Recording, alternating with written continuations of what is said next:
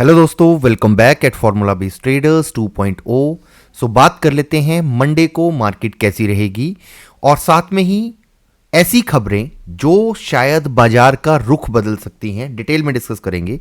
Overall market के लिए हमारा डिस्कशन क्या था? कल बाजार फ्राइडे को अपसाइड के लिए 23,330 तक गया, बट हमारा क्या डिस्कशन था? मेरे को कॉन्फिडेंस नहीं है अपसाइड में। सेम मैंने स्टूडेंट ग्रुप पे भी डिस्कस किया कि मार्केट अपसाइड के लिए ट्रेड तो दिखा रहा है, बट हमारा कोई इंटरेस्ट नहीं है टूवर्ड्स अपसाइड के लिए। और एफवीटी वेल्थ वेब पे लाइव थे, आपके साथ में क्या डिस्कस किया था कि बाजार स्ट्रेट फॉरवर्ड अपसाइड के लिए फर्स्ट 15 मिनट की कैंडल गई हुई है। मेरे को ट्रस्ट नहीं है इस पे। बाजार 23,123 तक आने की कोशिश करेगा गाइज। ये हो सकता है आप सबको लगे कि यार ऐसे कैसे हो सकता है, तो इसका रिप्लाई आपको एफवीटी वेल्थ वेब पे जाना है, वहां पे आपको लाइव सेशन मिलेगा। उसको अगर आप देखेंगे पिछले कल का, तो सेम डिस्कशन हुआ था। और फिर आके यहां पे आप कमेंट करना कि ये डिस्कशन हुआ था कि नहीं हुआ था। 23,123 तक, इसके नीचे अगर बाजार शिफ्ट होगा तभी हम वीकनेस के लिए जाएंगे। बाजार इस एरिया के आसपास अगर आप देखेंगे, ये गाइस आपकी स्टडी का रिजल्ट है। 23,123 का ही मार्केट लो लगाती है, उसके बाद में रिवर्सल अपसाइड के लिए almost 150 point you can consider, 120 से लेके 170 180 तक का 280 तक का अपसाइड के लिए रिवर्सल आया था। उसके बाद में बाजार क्लोज कहां पे कर रहा है? क्लोज कर रहा है 23,114 पे, 23,114 पे सेटलमेंट के बाद का क्लोज है। यानी कि अपने प्रीवियस डे के 15 मिनट के लो को प्रोटेक्ट कर रहा है क्लोजिंग जो आई है। सो बाजार का नेक्स्ट मूव सिर्फ और सिर्फ न्यूज ड्रिवन रह सकता है। हम खबरों के ऊपर डिस्कशन करते हैं सबसे पहले, जो बाजार के लिए इंपॉर्टेंट है। ट्रंप साहब कहते हैं कि मिडल ईस्ट वॉर के साथ साथ अभी क्या करेंगे कि हम ईरान को अलाउ कर रहे हैं 30 दिनों तक अपना क्रूड ऑयल सेल करने के लिए। अगर कोई यूएस में बैठे हुए लोगों से ये वीडियो शेयर करे या उनसे बोले भाई ऐसा है, आपकी इकोनॉमी के लेंटर लगे हुए हैं, आपकी इकोनॉमी के लेंटर लगे हुए हैं, वो दिन दूर नहीं है जब डॉलर का प्राइस डिजास्टर वे में नीचे आएगा। पूरे कर्जे पे चल रहा है यूएस, और आपका जो लीडर है ट्रंप महाराज, उनका मानसिक संतुलन बिगड़ा हुआ है। उनकी कोई बात नहीं सुनता है। नाटो देश उसके साथ में खड़े होने के लिए तैयार नहीं है। तो ईरान को तुम कौन होते हो अलाउ करने वाले कि 30 दिनों तक आप ऑयल सेल कर लो? आपके धनिया बो रखा है उन्होंने, देसी में अगर कहें। आपका खुद का हालत खराब है, आप इस वॉर में कूदने के बाद में पछता रहे हो और आपको समझ नहीं आ रहा है कि कैसे इससे बाहर निकले। तो आप ईरान को बोल रहे हो अलाउ करने के लिए, वो आपका हुक्का पानी सब बंद कर रहे हैं। सो ये उल्टे सीधे बयानबाजी बंद करो और सेंसिबल होके सोचो। अगर आपको अपनी कंट्री को बचाना है यूएस वालों, तो ट्रंप का या तो उनको भाई साहब को विदा कराओ, या फिर उनको बोलो कि ये सेंसिबल होके ऐसे कोई भी स्टेटमेंट दें, नहीं तो बहुत बड़े ट्रबल में हो आप लोग। और दूसरी खबर, हमारे रघुराम राजन जी जो एक्स आरबीआई गवर्नर थे, उनका कहना है कि because of crude oil crisis हमारी इंडियन इकोनॉमी भी स्ट्रेस में आ सकती है। जिस हिसाब से ईरान एक्सलेट कर रहा है वॉर को, हो सकता है कि जो क्रूड ऑयल के क्राइसिस हैं उसकी वजह से हमारी इंडियन करेंसी के ऊपर भी स्ट्रेस आए। ईरान ने हमारे लिए फेवर किया, एलपीजी का एक जहाज आया, ऑयल टैंकर आने दे रहा है, ऑयल ईरान बोल रहा है कि हमारे से आप बाई कर सकते हो। हार्मोन्स जो कॉरिडोर है उसमें से आने जाने के लिए एसएच हमें इम्पैक्ट नहीं पड़ रहा है, बट अगर ये एक्सीलेट होता है तो हो सकता है आने वाले टाइम में हमें भी इसका बैड इम्पैक्ट देखने को मिले। बट इस वॉर में गाइस, अगर आप इकोनॉमी को पढ़ते हो और आपको समझ है इकोनॉमी की, इस ओवरऑल जितना भी ये वॉर सिनेरियो है, कहीं ना कहीं अगर इंडिया इसमें एक्सीडेंटली नहीं इन्वॉल्व होता है बाई चांस, तो गाइस ये वॉर इंडिया के लिए बहुत बेनिफिशियल हो सकती है। और मतलब क्योंकि हम उसमें डायरेक्ट इन्वॉल्व नहीं हैं। उधर अगर ताइवान और चाइना आपस में वॉर फाइट होता है उनका, तो वहाँ से सेमीकंडक्टर इंडिया में बनते हैं, वो हमारी इकॉनमी के लिए अच्छा है। अगर डॉलर में ट्रेड होना ही फ्यूचर में बंद होता है, तो चाइना के बाद में हम हैं जो ब्रिक्स के साथ मिलके हो सकता है कि ट्रेड के लिए न्यू करेंसी या यूपीआई के थ्रू या युआन में हो, मतलब बेसिकली डॉलर को बाहर करना है सब कंट्री का फोकस। अगर वैसा होता है तो ये बहुत बेनिफिशियल होगा इंडिया के लिए। ट्रंप जी को बोलो कि थोड़ा सा अपना सोच समझ के डिसीजन लें, क्योंकि जो आपकी सोच है आपसे 1000 गुना अच्छा कोई भी इंडियन सोच सकता है।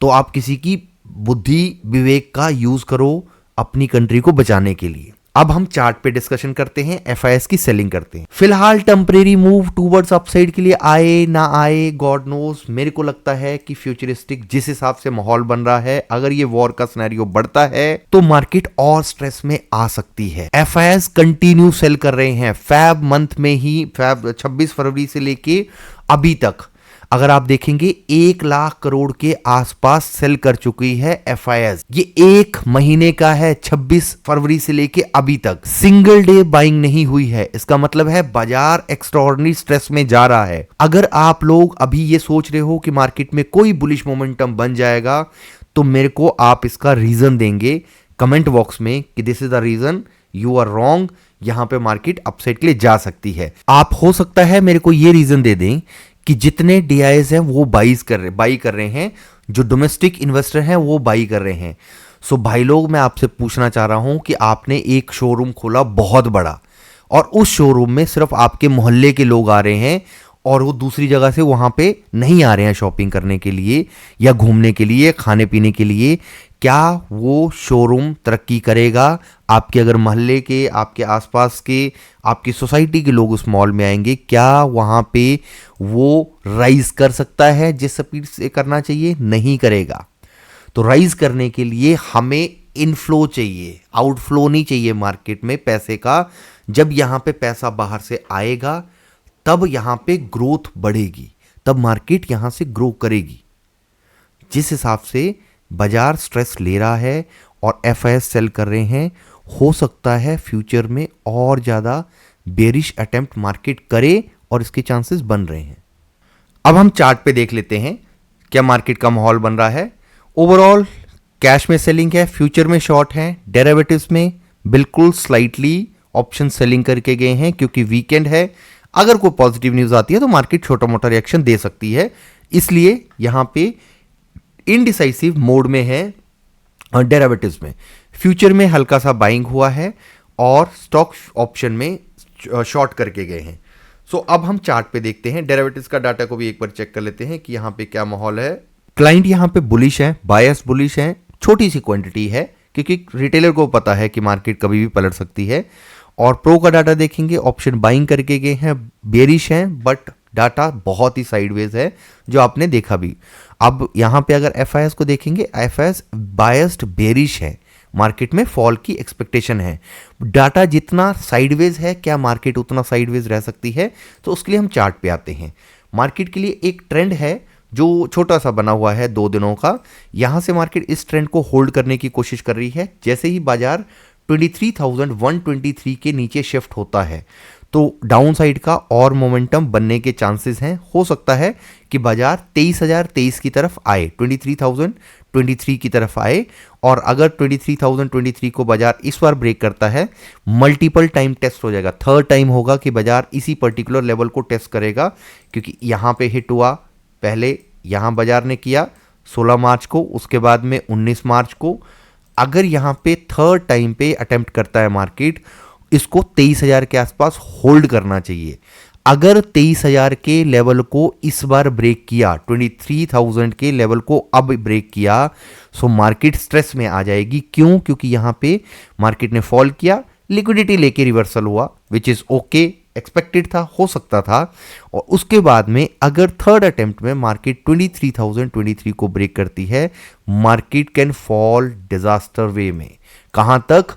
22,600 के आसपास, 680 या 700 के आसपास आने के चांसेस बनेंगे। और वो यहाँ से 300-400 पॉइंट है, इसके नीचे वीकनेस और बढ़ जाएगी। फिर हो सकता है कि अगर 22,600-700 के लेवल को भी ब्रेक करता है बाजार इन फ्यूचर, तो जो 2024 में इलेक्शन रिजल्ट वाला टाइम था, मार्केट का जो डिप था, वहां तक जाने के लिए वन वे में ट्राई कर सकता है, क्योंकि डेरिवेटिव्स में सेलिंग बहुत है। अपसाइड के लिए बुलिश कब होंगे हम? अगर 23,000 के लेवल को होल्ड करता है, अपसाइड के लिए मोमेंटम बनता है, then we can think about towards upside. कहां तक? 23,300। और इसके ऊपर अगर बाजार टिकता है तब हम गैप फिल की बात करेंगे 23,800 के आसपास। अगर मार्केट गैप फिल करने के लिए जाएगी तो पहले इसको 23,330 के ऊपर टिकना होगा। अगर टिकता है तब अपसाइड के लिए चांसेस बनेंगे। अगर आप सेंसेक्स की बात करेंगे, सेंसेक्स के लिए क्या डिस्कशन था आपको पता होगा। ये गाइस बहुत इजीली आपको समझना पड़ता है कि जब मार्केट में ऐसे सिनेरियो बनते हैं, रिवर्सल बनता है, नेक्स्ट डे के लिए क्या प्लानिंग प्लॉटिंग आप कर सकते हो ट्रेड के लिए, वो सबसे ज़रूरी है। मार्केट इसी एरिया के आसपास पैनिक मोड के साथ में सेंसेक्स की एक्सपायरी थी, यहाँ पे आया और यहाँ से रिवर्सल बनाना शुरू किया लिक्विडिटी लेके। लिक्विडिटी लेके कैसे?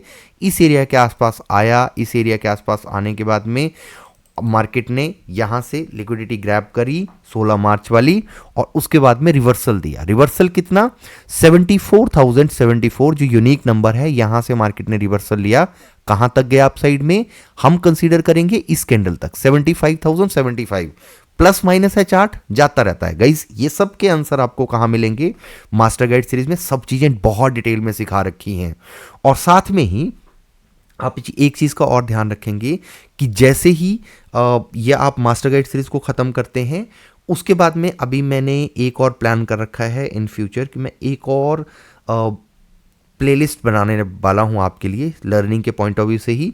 बहुत सिंपल वे में आप चार्ट को कैसे समझेंगे, ट्रेड प्लान कैसे करना है, 9:15 के बाद ट्रेड प्लान कैसे करना है, 3:15 के बाद में कैसे ट्रेड प्लान कर सकते हैं, ये सब चीज़ें कोशिश करूंगा सिखाने की आने वाले टाइम में। तो आप कमेंट करके बताना कि अगर आपको वो सीरीज चाहिए, अगर आपने यहाँ तक वीडियो देखा है। तो अपसाइड के लिए आप क्या प्लान है? 74,074 को अगर बाजार होल्ड करता है, जिसके चांसेस लगते हैं, अगर होल्ड करता है तो अपसाइड के लिए हो सकता है 75,075 जाए और इसको ब्रेक करेगा, then we can think about 76,000 की तरफ को। अगर हम इसी को ही वॉच लिस्ट के हिसाब से देखेंगे, सेंसेक्स में क्या प्लानिंग बन रहा है? मैक्सिमम स्टॉप लॉसेस कहाँ पे हैं अब अवेलेबल? 75,000 पे हैं या तो, और 75,000 पे इक्वल, ऑलमोस्ट इक्वल है जितना भी डाटा आप देखेंगे। जो कॉल ओआई है वहाँ पे 4,28,000 है, और पुट ओआई है वो है 3,24,000, यानी कि कॉल और पुट के रेशियो में बहुत कम डिफरेंस है। सो हम इस लेवल को एज सच इंपॉर्टेंट नहीं मानेंगे। मैक्सिमम मार्केट के लिए स्ट्रेस कहाँ दिख रहा है?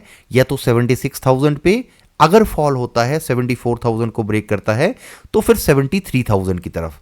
सो अभी जो भी मार्केट में मोमेंटम बन रहा है, मेरे को ये लगता है, मेरी एक्सपेक्टेशन है, और जो बाजार का मूड माहौल है, अगर आप मेरा व्यू पूछें, मेरा व्यू फिलहाल के लिए इंपॉर्टेंट लेवल के ब्रेक होने के बाद में, चाहे वो सेंसेक्स हो, चाहे वो निफ्टी हो, और फॉल हो सकता है आने वाले टाइम में। नए हो चैनल पे लाइक शेयर सब्सक्राइब जरूर कर देना, टेलीग्राम पे ज्वाइन, इंस्टाग्राम पे फॉलो।